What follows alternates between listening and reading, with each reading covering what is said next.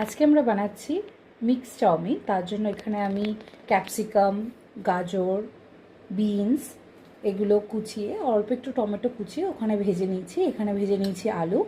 এখানে চিংড়ি মাছ আর চিকেনটা এখন আমি নুন আর গোলমরিচ দিয়ে একটু ভেজে নেবো। আর ভেজে নেবো আমি ডিম। এখানে ডিমটাকে আমি অল্প করে ভেজে নিচ্ছি। ডিমটা ভাজা হয়ে গেছে, এবার ডিমটাকে তুলে নেবো। এবার একটু তেল নিয়ে গরম করে এর মধ্যে চিকেন আর চিংড়ি মাছটা ছেড়ে এর মধ্যে একটু লবণ, হলুদ আর গোলমরিচ দিয়ে ভেজে নেবো। এটাকে এবার আমরা হালকা সতে ভেজে নেবো, খুব বেশি কড়া ভাজবো না, জাস্ট এই কাঁচা ভাতটা সরিয়ে নেবো, লাইট পিঙ্ক করে আর ব্রাউন করে ভেজে নেবো।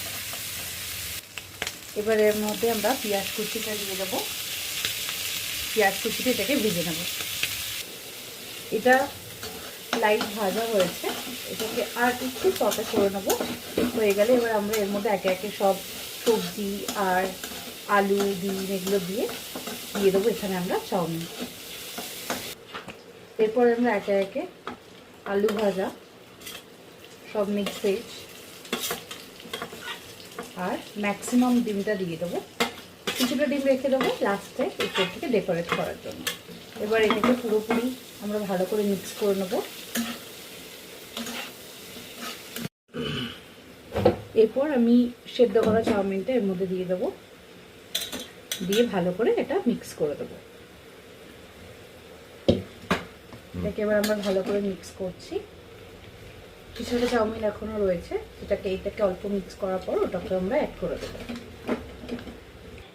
এটা অলমোস্ট রেডি হয়ে গেছে।